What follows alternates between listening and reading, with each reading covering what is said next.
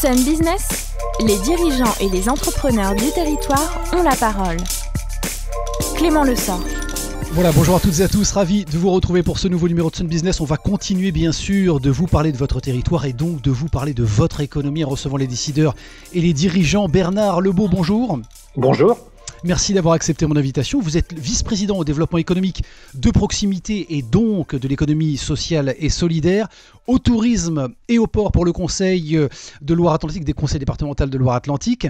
7e place pour ce territoire des destinations touristiques françaises avec 22,6 millions de nuitées, 3,2 milliards d'euros de chiffre d'affaires, ce qui représente 42% de la valeur au niveau régional. Ça, ce sont les chiffres 2019. Est-ce qu'avec la crise du Covid, Bernard Lebeau, nous allons assister ou nous assistons à un effondrement de ces indicateurs dans les semaines à venir pour l'économie du tourisme en Loire-Atlantique? Alors, je crois que il faudrait être devin d'abord pour savoir ce qui va se passer en 2020. Alors, je voudrais simplement corriger un tout petit peu. Nous ne sommes plus 7e destination, mais la 6e destination en France en termes de nuitées. Donc, belle amélioration. Il faut savoir le dire aussi à un moment, parce que 6e destination en France, pour un département, ce n'est pas si mal que ça. Donc, nous continuons de progresser. Ça, c'est une première chose. Et puis, pour l'avenir, à voir. La saison ne fait que commencer. Les prémices sont là. Il y a eu des annonces tout début juin de la part du Premier ministre pour les ouvertures des bars, des restaurants, des hôtelleries de plein air. Et donc là, tout le monde est en attente et nous avons croisé les doigts la semaine dernière ou la semaine d'avant pour que cette ouverture soit effective. Alors justement, Bernard Lebeau, rouverture des campings, notamment des hôtels et des restaurants depuis le 2 juin, vous l'évoquiez, donc il y a quelques jours à peine. Quels sont quand même les premiers retours, les premières tendances, et notamment pour le week-end que nous venons de passer? Quelle remontée vous avez? Est-ce que les clients ont répondu présent à ce rendez-vous tant attendu par les professionnels de la filière? Alors, je crois que nous n'avons pas de chiffres aujourd'hui parce que c'est trop court. Mais vous-même, comme moi, comme d'autres, ont pu constater, si vous vous êtes promené ce week-end, voir l'affluence qu'il y avait, que ce soit place du Bouffay dans Nantes, où je suis allé, ou ailleurs sur certaines places dans les rues de Nantes, mais aussi sur la côte. Également, j'ai pu aller sur la côte. On voit cette envie d'abord des citoyens et cette envie aussi des professionnels qui sont véritablement dans les starting blocks et qui ont déjà commencé. Ils nous accueillent avec le sourire, avec la banane, parce que ça fait trop longtemps qu'ils attendent ce déclic et ce top départ. Ils sont véritablement dans les starting blocks et ils n'attendent qu'une chose, c'est le touriste, c'est le client. Alors, ils n'attendent qu'une chose, justement, par rapport au prévisionnel et côté réservation. Où en sont les compteurs? Est-ce que les plannings se remplissent pour la saison estivale qui semble aujourd'hui, encore une fois, avec beaucoup d'inconnues très incertaines? Alors, pour avoir parlé avec certains, aujourd'hui, nous n'avons pas encore de chiffres, mais nous savons que de nombreux Français et pas forcément des personnes qui viennent de très loin ont envie de réserver.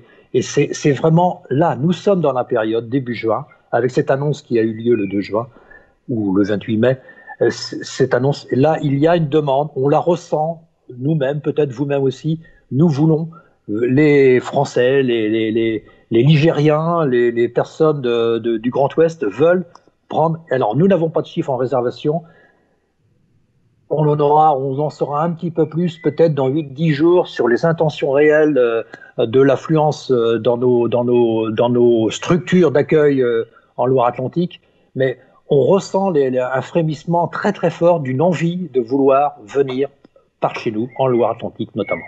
Même si l'Organisation mondiale du tourisme, l'OMT, prévoit 80% d'annulation cet été?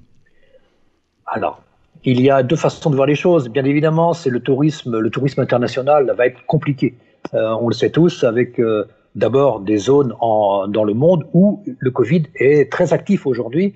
On voit en Amérique latine, c'est même assez catastrophique. Donc, on sait très bien que le commerce et le voyage international sera compliqué. Donc, nous misons, nous, en Loire-Atlantique, je pense, et les professionnels également, nous misons sur justement un afflux de nos régions, de nos Français qui, plutôt que d'aller à l'international, eh bien, vont vont se recentrer à aller découvrir des régions françaises, et puis l'Ouest en fait partie.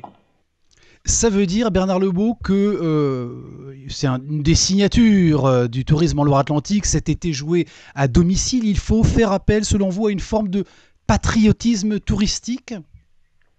C'est pas du patriotisme, il ne faut pas exagérer, mais je pense que les éventuels touristes ont envie de partir, ont envie de sortir, pas forcément loin. Et donc là, c'est une bonne occasion, donc avec notre campagne de communication que nous avons lancée un peu partout, ça commence, elle va prendre de l'ampleur aussi, pour dire, parce qu'on a eu très longtemps, et on se le disait tous les jours, restez chez vous, et bien là, on a pris à contre-pied en disant, restez chez nous, c'est-à-dire venez chez nous en Loire-Atlantique, parce qu'il y a tout en Loire-Atlantique. Vous parliez, Bernard Lebeau, de ces Ligériens, donc un public ultra local. Pour autant, quel sera le profil justement de ces personnes qui viendront sur notre territoire cet été? Des Français, mais des étrangers également que vous attendez malgré tout? Alors oui, écoutez, s'il y a des étrangers qui viennent, il n'y a aucun problème, hein, on les accueillera. Néanmoins, les étrangers ne représentent que globalement et annuellement environ 10% des nuitées. Donc ce n'est pas la majorité de nos touristes, les étrangers. Donc 10%, c'est un nombre, c'est 1 million à peu près, un petit peu plus d'1 million. Ce n'est pas anodin, c'est intéressant, c'est important. Mais oui, là, nous comptons plutôt sur les 90 restants. 90 restants, c'est la région ouest, mais c'est l'Île-de-France, parce que l'Île-de-France, elle est toute proche de chez nous, et la région parisienne, évidemment. Pour continuer à parler quand même de ces étrangers, même s'ils ne représentent que 10%, sur ces 10%, 19% sont des Britanniques. Vous l'avez entendu comme moi, le Royaume-Uni qui instaure une quatorzaine pour des voyageurs entrant sur son territoire, et par réciprocité, la France qui va en faire de même. Est-ce que c'est un manque à gagner sérieux quand même pour notre territoire? Ça peut être un manque à gagner. J'ai, comme vous, lu la presse sur le sujet ce matin.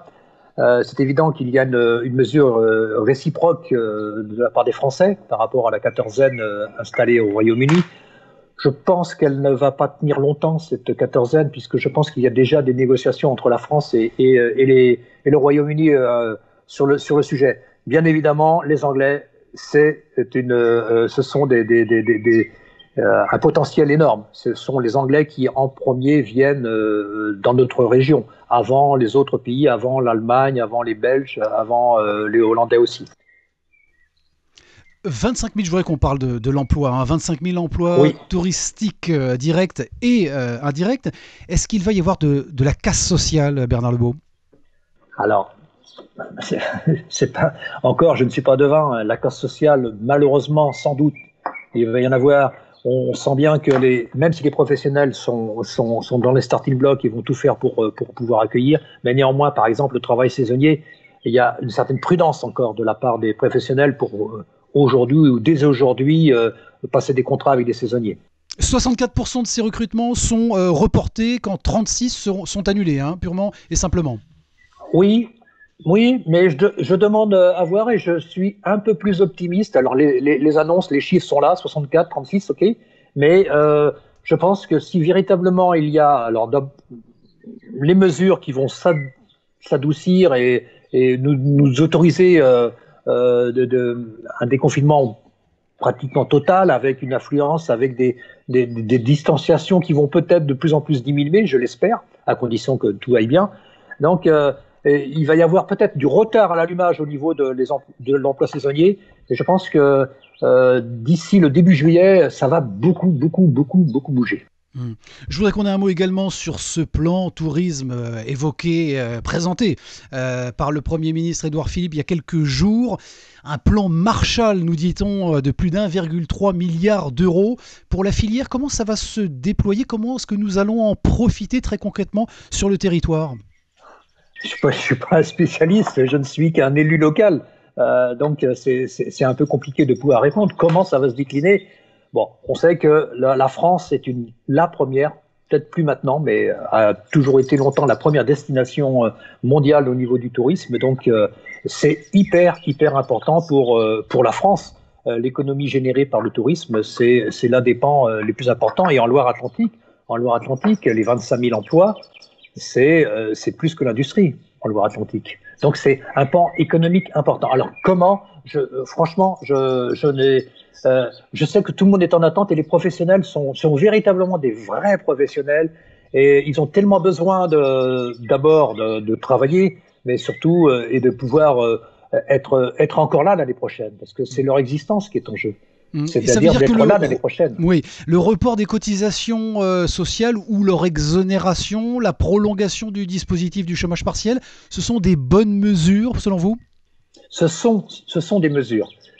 Pour en avoir parlé aussi avec des professionnels qui sont dans d'autres activités, sur ma petite commune, j'ai une piste de karting, là, bref, et je m'aperçois que pour avoir parlé avec le patron, le responsable de l'entreprise, le report des échéances financières, le report des échéances à tous les niveaux pour les charges, ça va faire du bien, mais ce n'est que repoussé. Donc il faut aussi d'autres mesures, et là je sais qu'avec la région, le département, on participe au fonds de résilience qui a pour alimenter en fait par une cotisation, on va dire, par habitant, la région, le département, les EPCI. Donc c'est un ensemble d'environ 12 millions d'euros qui est à la disposition des chefs d'entreprise pour en fonction de leur chiffre d'affaires,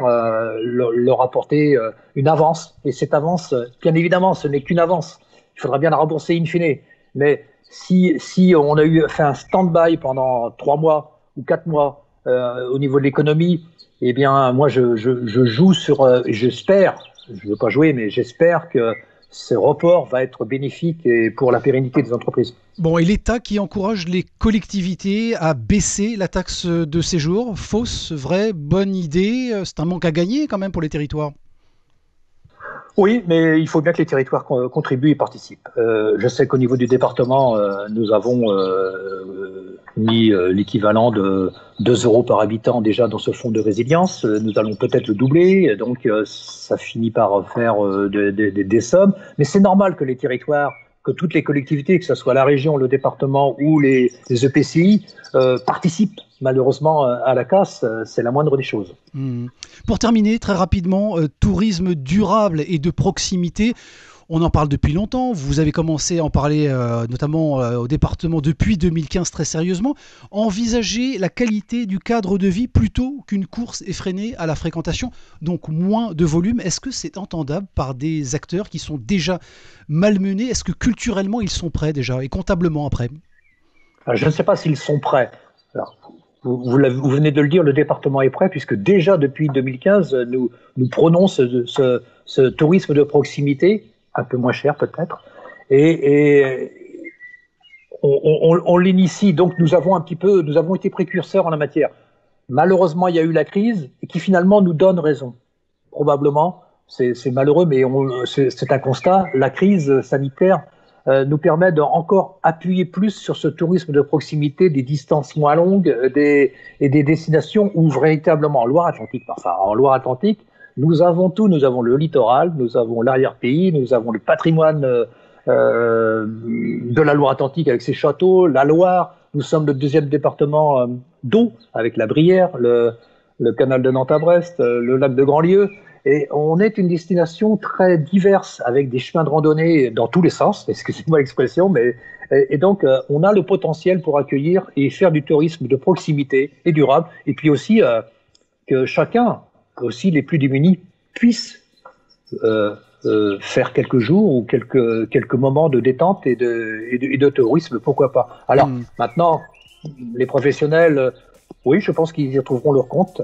C'est le nombre de Ligériens, c'est le nombre de personnes de la région qui viendront, qui feront que ça sera réussi ou pas.